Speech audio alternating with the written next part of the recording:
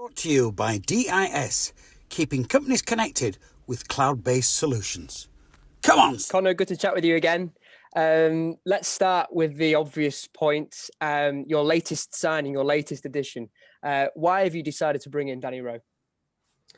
I think, everybody can see the qualities that Danny Rowe's got. We've seen him, again, over the years playing for Fylde, played against our first team this season. And he's continually impressed. And if you've never seen him before, you've probably seen what he's about from his highlight reel. Yes, I think that's got a lot of people excited. From your perspective alone, though, how valuable has it been knowing about his time prior to Oldham, about his time in the National League and indeed with Fylde? Yeah, he scored a lot of goals over the years, but again, it's not like he's just come through non-league. He's been in academies and he's been at Man United as a kid, and he's obviously had a very good pedigree. So there's no doubt that he's had a very good career so far, and he's had this opportunity in the EFL, and he's doing well. And we're happy to give him that opportunity again at Bradford City. From a footballing perspective, what qualities does he bring to your attacking line now? I think, like you've seen, he strikes the ball so well off both feet. His hold-up play, his link-up, his ability and his connection on the ball is terrific. And he gives us another option going forward. We've spoken previously as well about character referencing. And it's very clear from having just spoken to him that he really did want to come to Bradford City. Yeah, we could see that straight away. We spoke to a lot of people about Danny, and it was all positive. We've met him, we spoke to him on the phone last few days, and he seems a real genuine top person. So more of them, the better. What do you want to see from him then now, and how will he fit into your side? Because of setup and system perspective, you've used one forward. Yeah, I think he gives us variety in what formations we can play. And I think with his ability, he has played off the left at times in his career. He's played in the 10, he's played in the 9. It gives us a different option, and he definitely strengthens the top line. How's he settled in with the group thus far? I know he's had one quick training session with you this morning. Yeah, he's trained this morning, looked sharp. His qualities were there to be seen from the training session. So he's settled in well. We've had him in the office today and had a really positive chat with him about what we want from him, etc. So, it's been a good start. It's another addition to what's been a very, very busy window for you thus far. Since we last spoke, we've seen Roman Burrell arrive at the club, Matthew Fold, some of them getting the pronunciation right on that front as well. What have they brought to the squad thus far? How have they settled into the environment? Yeah, they've both settled in well. Obviously, Roman has come in from Middlesbrough. Again, he's come from Grimsby in the past, and he was bought by Middlesbrough last year, I think it was, and we were aware of him from the youth team days when he was at Grimsby, and he caused us loads of problems. And you might have said I've said that already, but he's somebody that we've monitored, and we're going to give him an opportunity to make an impact. And Matt is somebody that's been through an academy, Everton, and he's highly rated and found himself in Italy, and he wanted to come back, and he's a Bradford lad, and we're happy that how he settled in, both of them. And let's see how they do. From Matty's perspective, a left-sided defender, a successful trial with you guys. You saw enough from him to bring him in until the end of the season. Of course, that complements Jackson's departure from the football club. It offers you back up to Conor Wood. How do you view that position in the future? I know you'll have had discussions about that. Of course, Conor's out of contract in the summer. Are you lining Matty up potentially to be a future replacement, or have you had discussions at all about extending Conor's contract? We're bringing Matty in. We've obviously got Reece injured, so as left back cover, but Matty's quite versatile where he can play in a centre half position as well. So he could offer a little bit more balance of being a left centre half in possession, and also as cover as a left back when Reece is obviously injured and Jackson's no longer with us. And on Conor's situation, I mean, is that going to be clear at all anytime soon? No, I think it's just the same as how I responded last time about, the busy window and let's get this out of the way. And what people will see is that contract talks will begin to happen after January. Do you expect any more business to happen in terms of incomings or outgoings before the window closes? I think so. Yeah. I think ideally we're just trying to strengthen. So if people are available in positions and we feel that they're going to benefit the team, and there's a slot for them to be in, whether that be that somebody comes in and we have maybe have to make a decision to get somebody out. If it's right for us, we'll try and make the best decisions for the club. Yeah, so just for the sake of clarity alone, is the preference incomings as opposed to outgoings? Ideally, we want a certain amount of players in the squad around it, and we don't really want to, go too far above or too far below. So we're trying to balance everything out and make sure that we've not got 40 players in the building, but we've also not got 15. So we're trying to be as clever as we can. I cannot wait to see what the team looks like on Saturday, given that it'll be 25 days, incredibly, since you last played a game of football. How do you view that, Conor?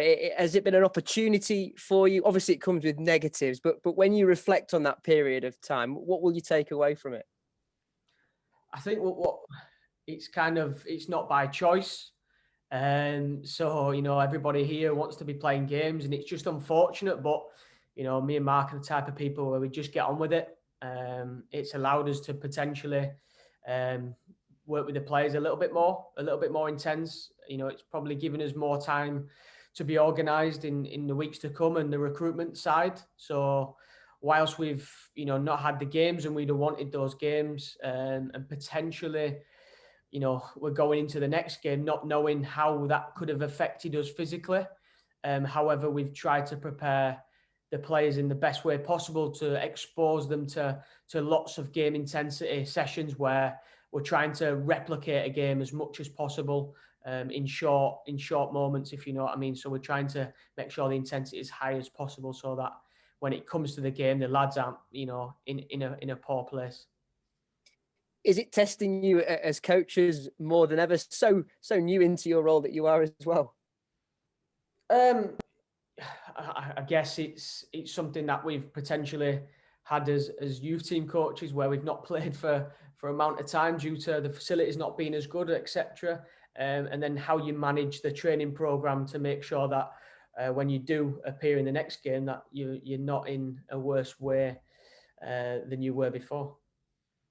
I think I'm right in saying, although I could be wrong, that you've only dropped one place incredibly as well, given all the movement in the table. But because there's been so many games happening elsewhere and the games difference between one another now in the League Two table, does it give you a better picture of where your position and what could be now that it's been laid out in terms of games in hand? Yeah, I think it's gone in our favour at times, and as staff we've been looking at it really closely, especially when we've not had games, and trying to see where we can get to and what it looks like in the form of other teams and how other teams are operating in a busy schedule.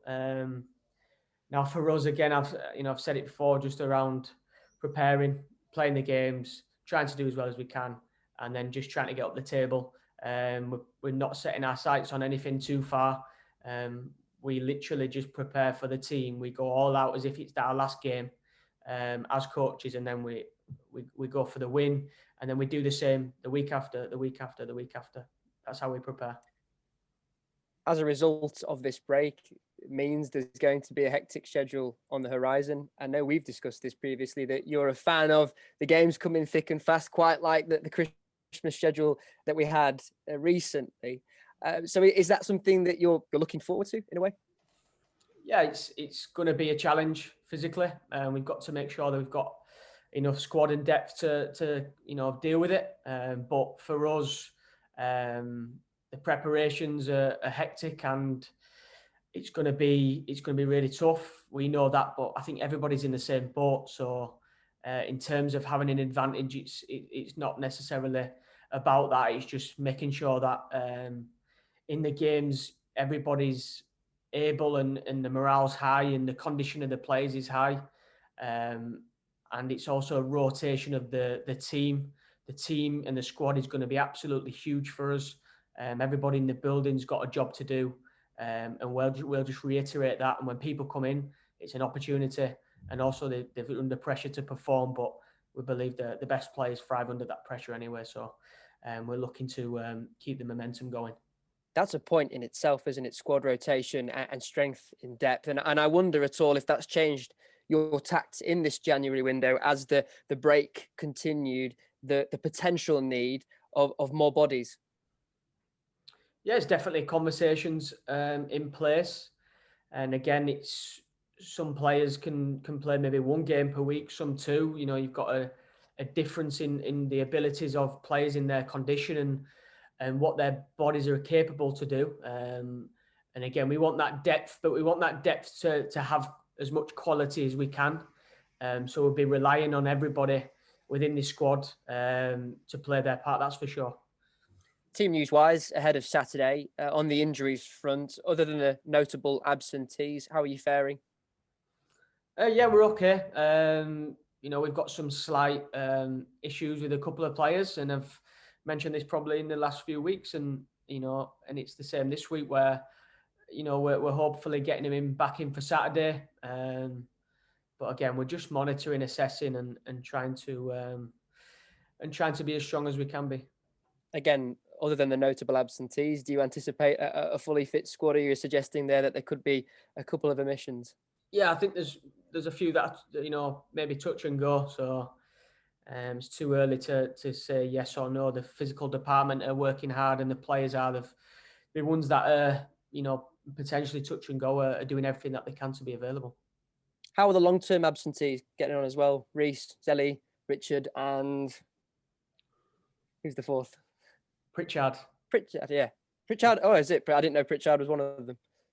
Yeah, he's an injury. Pritchard, yeah, he's been injured for the last 2 weeks. I think 2 or 3 weeks now. So we've got Ishmael, Hosanna Novak, Pritchard, Staunton, and O'Donnell that are currently injured. But positive signs, because 5 out of the 6 were on the training field today before we came out. All doing their own bits, little bits of ball work, sprint work.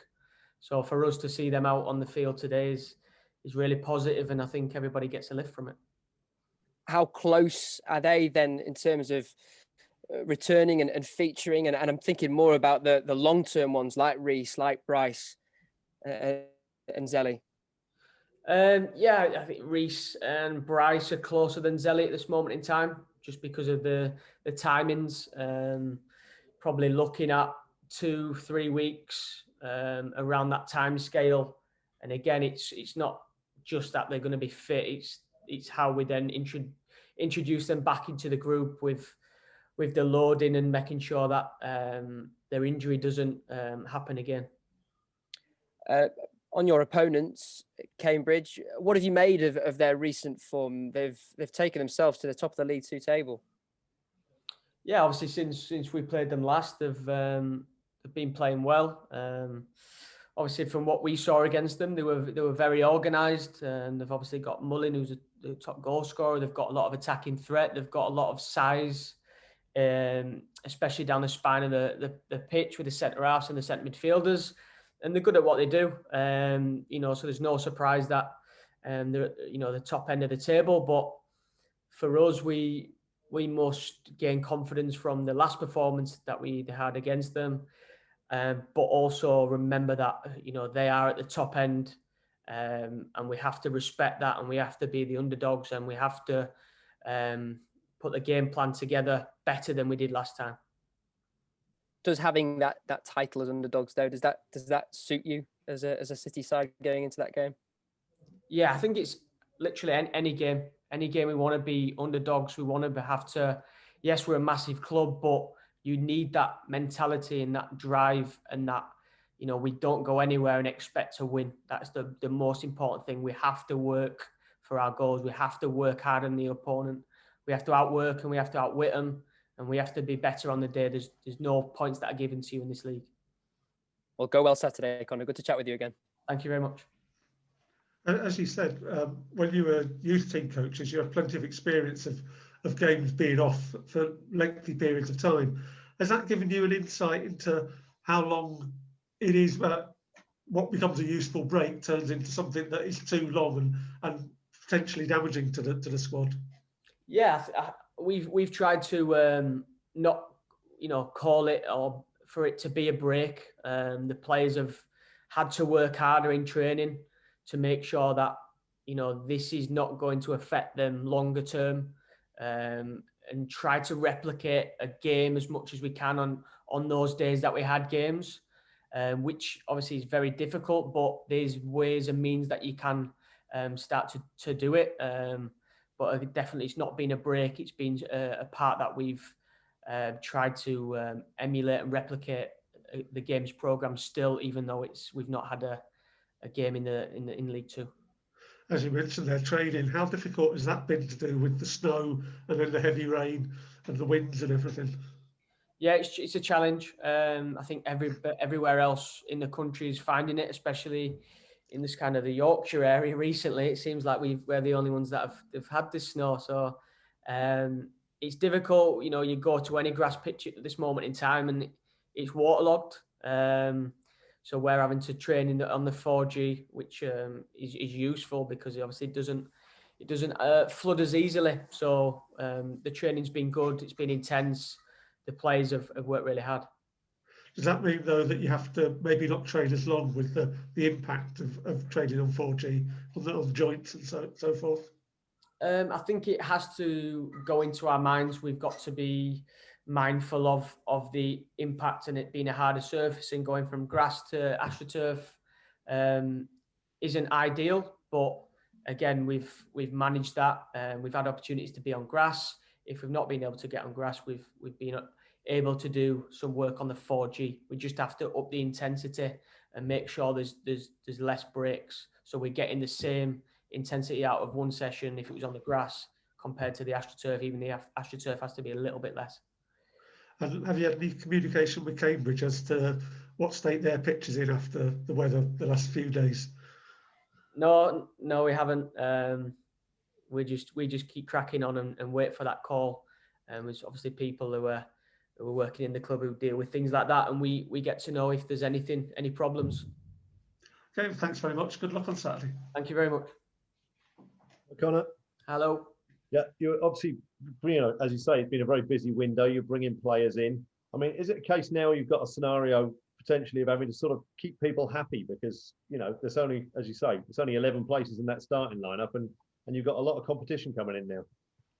Yeah, I think, that's key for managers, for myself and Mark. We have to have an environment where players feel that they are worthy and they are, around it, if you like. And I think they'll see the games program, they'll see the fixtures, and they'll be thinking, there's going to be an opportunity for myself here. I've got to make sure that I'm preparing for the opportunity that I get. So I'm not relaxing on being on the bench. I'm doing as much as the lads that are playing, if that's that I'm doing extras or being in the gym more. But 100% we need, if it's a certain amount of games off every player, but make sure that they are 100% ready and fit for that game. I think that's crucial. So the team is exactly what we're about. We need to have the players ready, knowing that everyone's together, and when people are needed, that they're trusted and they're going to do the job. Presumably, you sign for a club and you'll look at the club and say, yeah, they're unbeaten in 5, they're doing well, so you're not going to want to change that team much. But equally, you're not going to sign for someone if you're not going to play, are you? So, that all those new signings will be thinking, right, let me out there. Yeah, 100%. As well as we've had outgoings as well. So it's not like the numbers have really increased too much in terms of the overall squad. It's kind of laid itself out quite evenly. So there's not too many problems. But again, yeah, if you come to a club, it's like any football. You meet them, you speak to them. They all want to play. They all want to play, and they're not happy when they're not playing. But you've got to be able to manage these people and make sure that you treat them fairly and that they're here and you're working hard to make them better and give them opportunities when they arise, and they've got to take them. As you say, I mean, the key word there is treating them fairly, isn't it? Because I think if players sort of think everyone's on the same level, we're all going to get the same opportunities, then they'll probably accept that I'm not going to play in this game, but I know I'm probably going to get a chance next week. Yeah, exactly. And I think the players who are not involved, unfortunately, a minute have seen how well the current 11 and maybe the teams that have played have been playing, and for managers that warrants the opportunity to do it again and again and again. And they've got to be patient. But the biggest thing that, if the players could listen to my words, would be saying, prepare for your chance. You know, don't get lazy. Don't think that's you done. Make sure that you're doing more than what you're doing already, to make sure that when you come in, you're there to take people's places. And if you do well, you'll keep your shirt.